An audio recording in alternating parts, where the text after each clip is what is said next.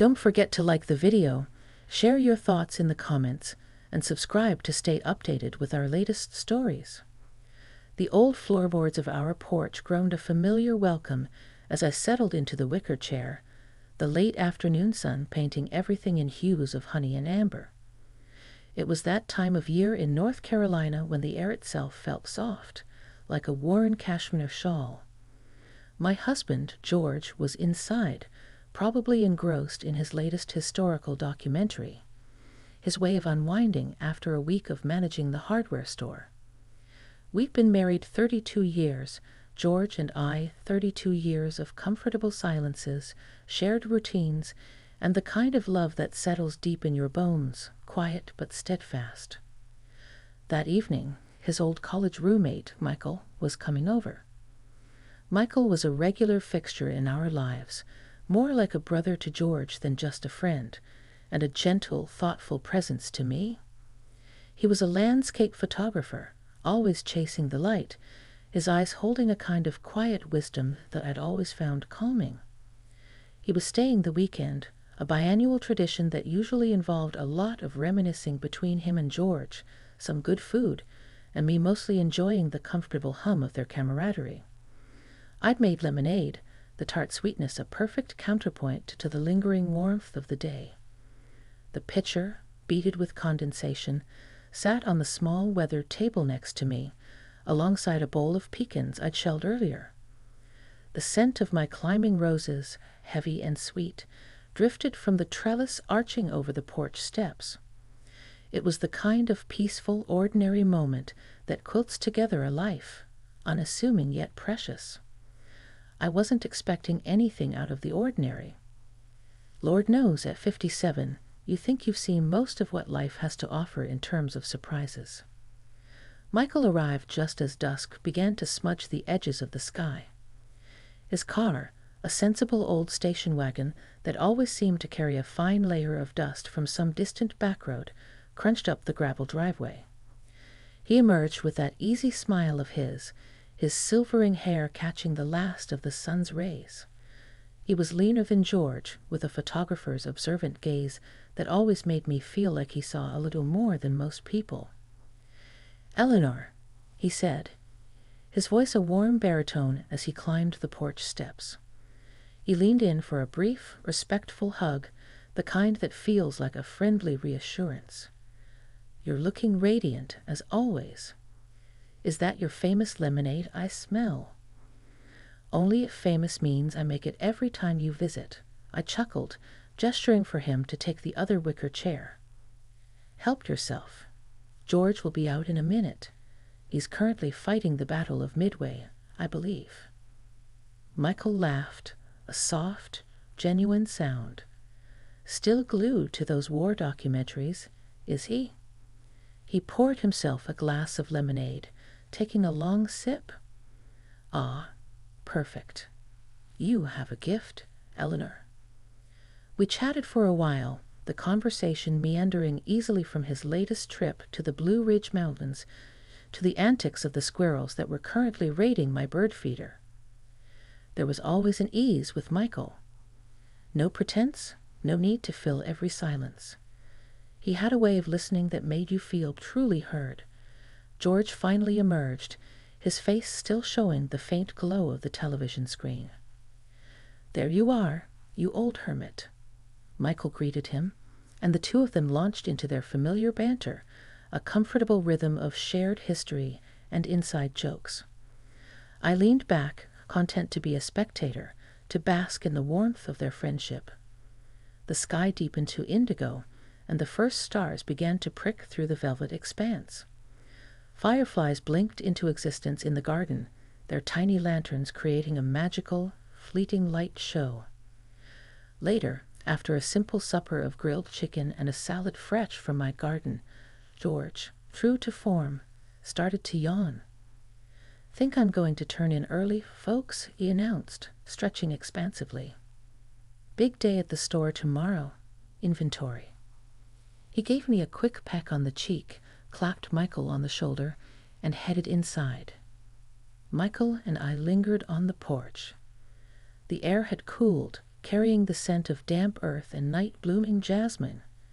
He had been quieter than usual during dinner. I'd noticed a thoughtful expression playing around his eyes.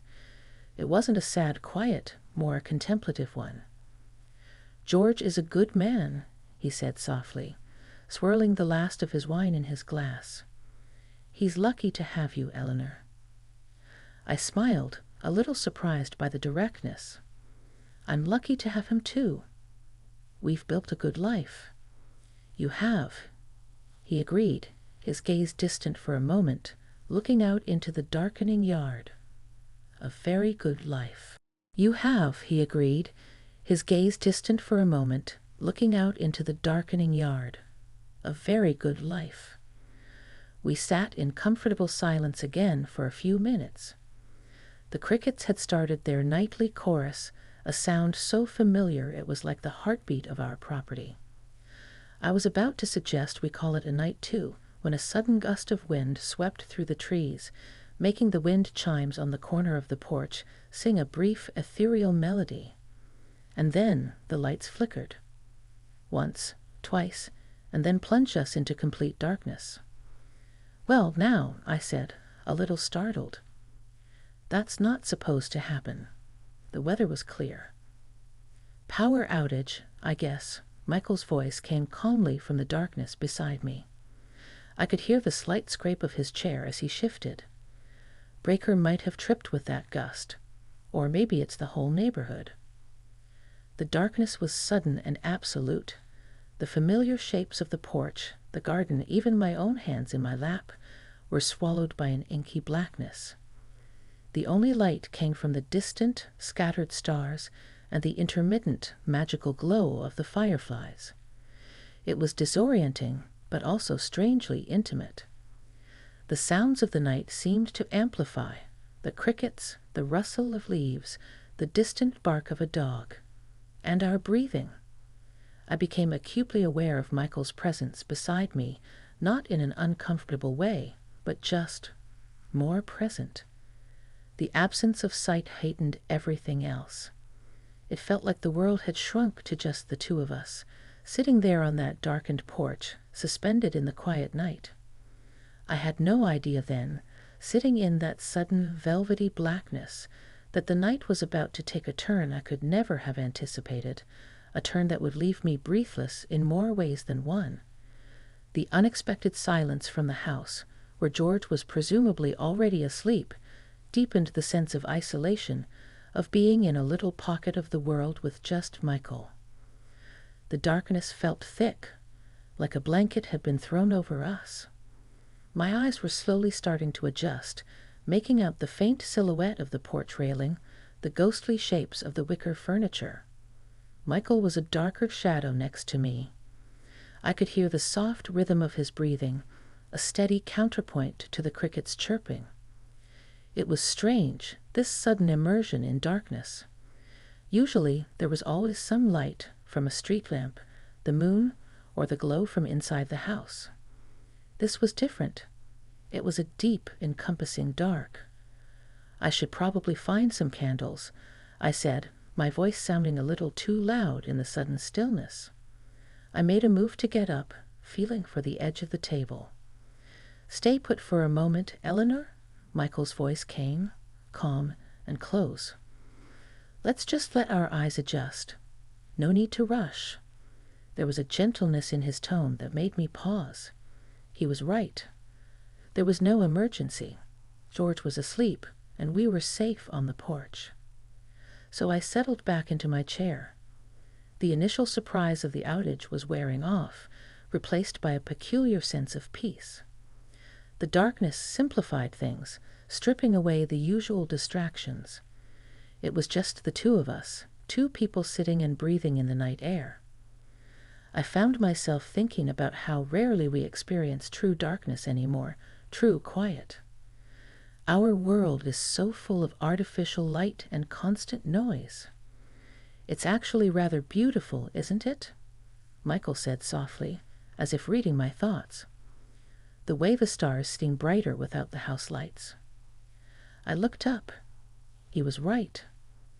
The sky was a spill of diamonds, more brilliant and numerous than I'd noticed in years. Living on the edge of town, we had decent night skies, but this was different. The Milky Way, usually a faint smudge, was a clearly defined river of light arching overhead. Yes, I breathed. It really is. We sat in silence for a while longer, just looking up at the celestial display. It was the kind of silence that isn't empty, but full of unsaid things, shared appreciation. I felt a sense of connection to him that was different from our usual friendly chats. It was as if the darkness had lowered a subtle barrier, allowing for a more direct, unfiltered presence. "You know, Eleanor," he began, his voice still soft, almost a murmur, "I've always admired you." I turned my head slightly, trying to make out his expression in the dim light, but he was mostly a silhouette. "Admired me?" I asked, a little surprised. "For what?" I thought of my ordinary life, my baking, my garden, my quiet routines. What was there to admire? "For your strength," he said, "your quiet grace, the way you've made this house a home, not just for George, but for anyone who steps into it. There's a warmth about you, a genuineness, that's rare." His words hung in the air, simple and sincere. I felt a flush creep up my neck. It wasn't flattery. Michael wasn't the flattering type. It was an observation, spoken with a quiet conviction that touched me deeply. George, bless his heart, loved me. I knew he did, but he wasn't a man of many words when it came to feelings or observations about my character. He showed his love through actions, through his steadfastness. But to hear someone articulate these things, someone I respected, it was disarming. "That's very kind of you to say, Michael," I managed, my voice a little unsteady. "I don't think of myself as particularly strong or graceful." "Maybe that's part of it," he mused. "You just are. You don't try to be. It's authentic." He paused, and then he leaned a little closer. I could feel his presence more distinctly now, the faint scent of his soap and something uniquely Michael, perhaps the lingering aroma of distant woods and open air from his travels. The darkness seemed to cocoon us. And then he whispered, his voice so low, it was almost part of the night sounds, the rustling leaves, the crickets' song. It wasn't a romantic whisper, not in the way a movie might portray it. It was something far more profound, something that went straight to a part of me I'd almost forgotten existed. He said, "Don't ever let anyone, not even yourself, dim that light you carry inside, Eleanor. It's more powerful than you know." His words, simple as they were, landed with an astonishing force. It wasn't just what he said, but how he said it, with such tenderness, such earnestness. It was as if he peered directly into my soul and seen something I myself had overlooked for years, or perhaps had learned to suppress in the quiet compromises of a long marriage and a settled life. Dim that light. My breath hitched. It was as if a window had been thrown open in a stuffy room, letting in a rush of cool, clean air. The darkness around us seemed to pulse, and for a moment I couldn't speak. I could only feel the echo of his words, resonating deep within my chest, stirring emotions I hadn't realized were dormant. It was unexpected, this sudden, intense moment of connection, this validation from a man who was my husband's friend, whispered in the concealing darkness of a power outage. It truly, utterly took my breath away. The silence that followed his whisper wasn't awkward. It was charged, yes, but in a way that felt sacred. His words, "Don't ever let anyone, not even yourself, dim that light you carry inside, Eleanor. It's more powerful than you know," echoed in the space between us, settling into the deepest corners of my mind. It wasn't a declaration of forbidden love or anything so dramatic. It was a pure, unadulterated acknowledgement of me, of my essence, of something he perceived as valuable within me. And it came from such an unexpected quarter. My heart was beating a little faster, a strange mix of surprise, gratitude, and a nascent sense of awakening. How long had it been since someone had spoken to me with such focused personal intensity? George loved me, I never doubted that. But our communication had settled into a comfortable shorthand, full of unspoken assumptions. We talked about the day, the bills, the garden, the news. We didn't often talk about the light inside each other. Maybe we'd forgotten how, or maybe we'd never really started. In that encompassing darkness, his words felt like a gift, a precious, unsolicited gift. I finally found my voice, though it was softer than usual. Michael, I don't know what to say. Thank you. That's one of the kindest things anyone has ever said to me. I could sense more than see him nod gently. It's just the truth, Eleanor. Sometimes we need to hear these things. Sometimes we forget to see them in ourselves. There was another pause, and then, as if to lighten the intensity slightly, he added, "Besides, who else is going to make this incredible lemonade if your light is dimmed?" I let out a small laugh, a release of some of the emotion that had welled up. "So this is all about the lemonade, then?"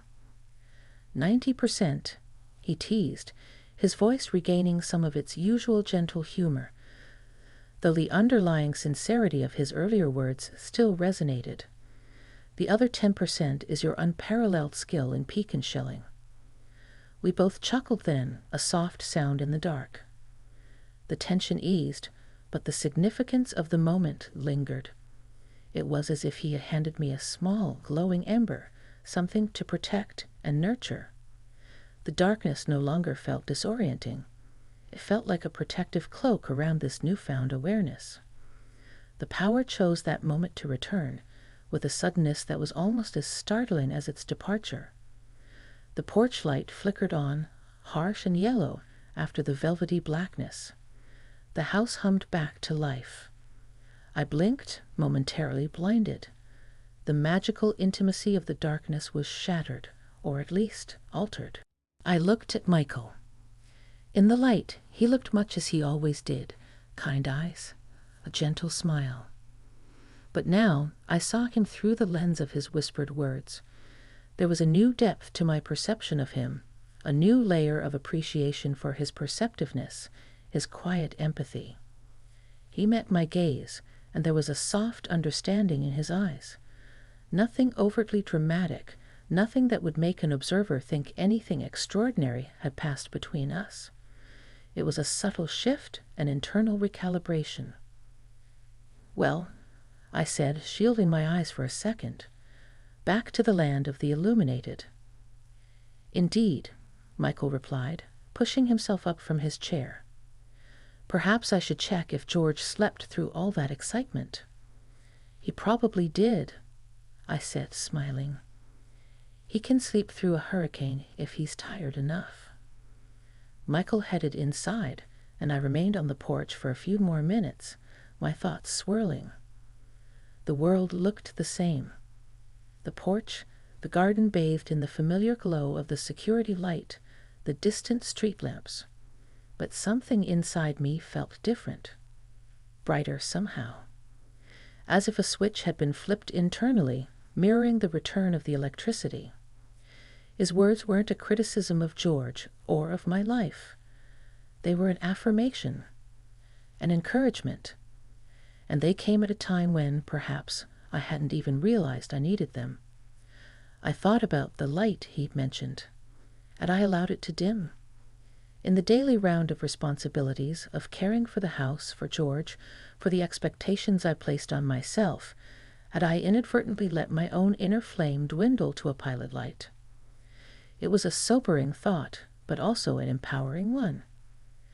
Because if I had allowed it to dim, then I also had the power to tend to it, to make it burn brighter again. This wasn't about making grand, sweeping changes to my life. It was about a shift in perspective, about recognizing and valuing that inner essence Michael had so unexpectedly pointed out. When I finally went inside, Michael was in the kitchen, pouring himself a glass of water. George was, as predicted, still sound asleep, his gentle snores audible from the bedroom. "All quiet on the western front?" I asked softly. Michael smiled. "Sound asleep. Wouldn't want to disturb the hero of Midway." He paused, then looked at me, his expression earnest again, but softer in the kitchen light. "Eleanor, I hope I didn't overstep earlier." "Overstep?" I shook my head, a genuine smile forming. "No, Michael. Not at all. What you said, it meant a lot, truly." He nodded, looking relieved. "Good. I wouldn't want to make you uncomfortable." "You didn't," I assured him. "It was a gift." We said our good nights then, a simple exchange, but underscored by that profound little moment in the dark. As I lay in bed beside George, listening to his steady breathing, I replayed Michael's words in my mind. "Don't ever let anyone, not even yourself, dim that light you carry inside." It was such a simple sentence, yet it held so much. It wasn't about believing some dramatic new thing happened. It was about understanding that a moment of true, unexpected connection could illuminate parts of yourself you'd forgotten. And that, I was beginning to realize, was a very big thing indeed.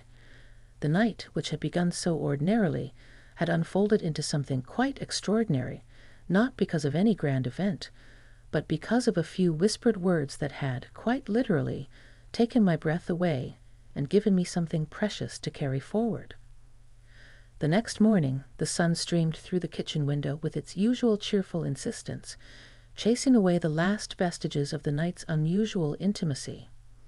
The power outage was a memory, the house humming along with its normal Sunday rhythm. George was already at the table, engrossed in the sports section, coffee cup in hand. Michael emerged a few minutes later, looking refreshed, his typical calm demeanor firmly in place. Breakfast was a comfortable affair. We talked about Michael's plans for the day. He wanted to photograph an old covered bridge about an hour's drive away. George offered him advice on the best route, reminiscing about a fishing trip near there years ago. On the surface, everything was exactly as it always was during Michael's visits. The easy camaraderie, the shared histories, the comfortable domestic scene. Yet, for me, there was an undercurrent, a subtle shift in my awareness.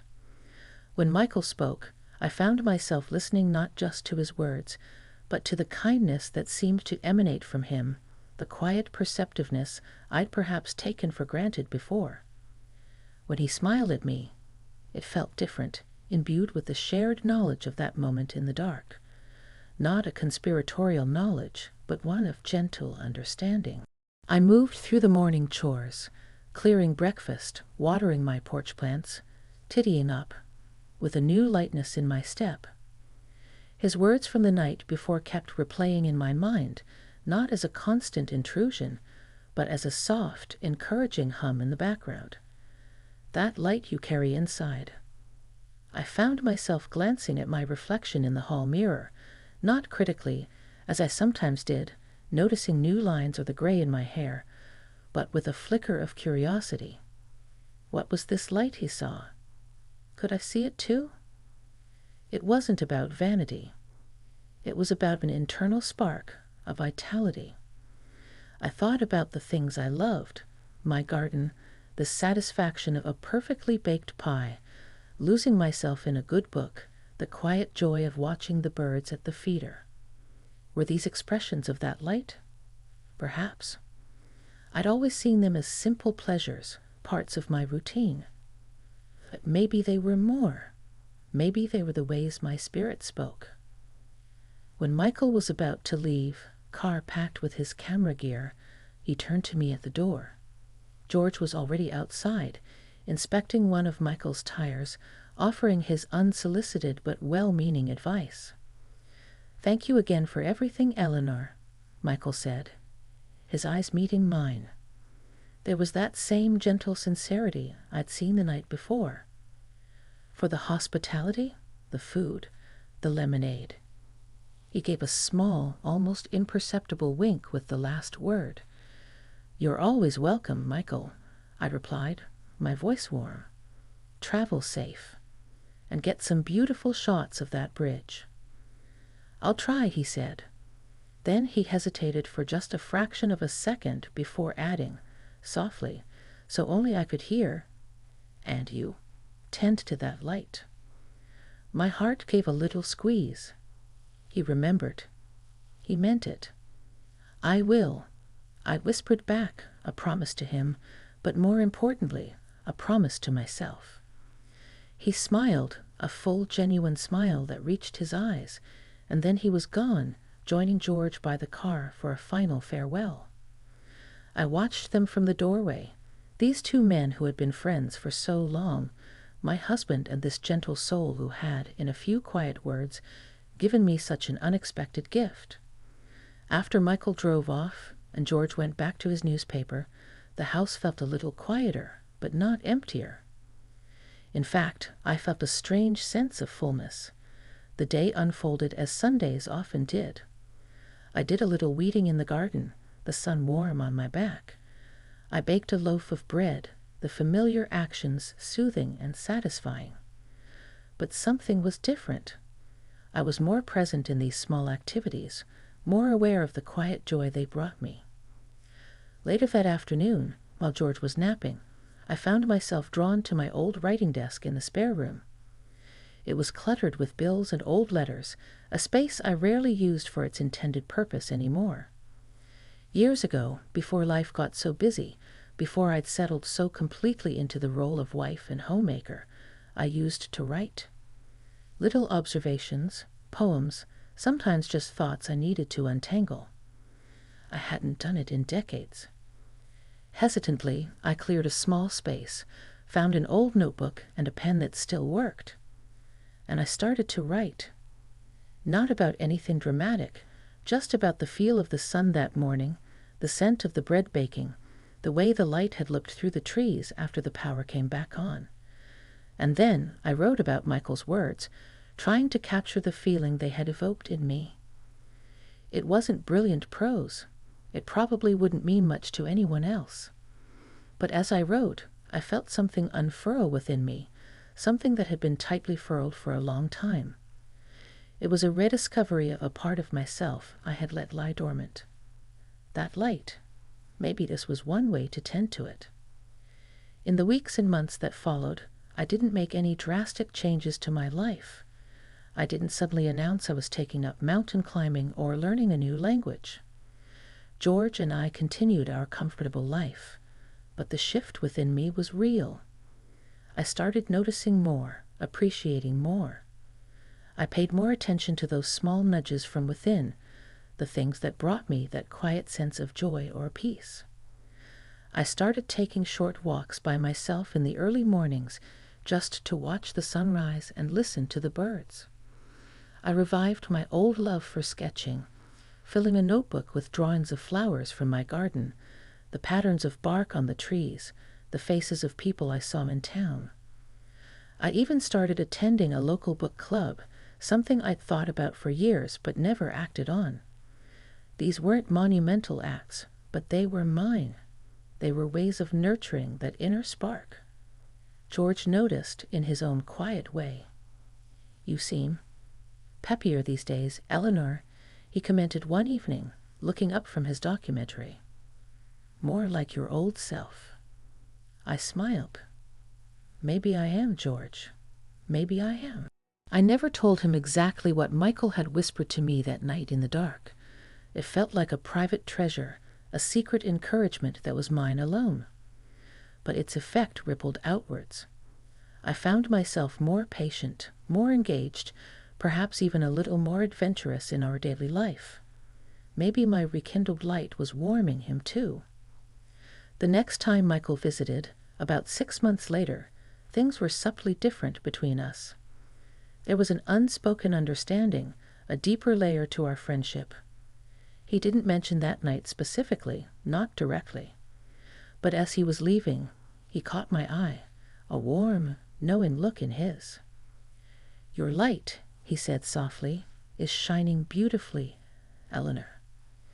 And I knew then that this journey of rediscovery, sparked by a few unexpected words whispered in the dark, was not just a fleeting moment. It was a new way of being, a quiet unfolding that continued to bring a gentle, profound sense of wonder and gratitude to my days. It wasn't what I would have ever believed could happen, sitting on my porch that ordinary evening, but it did. And it changed everything in the quietest, most meaningful way.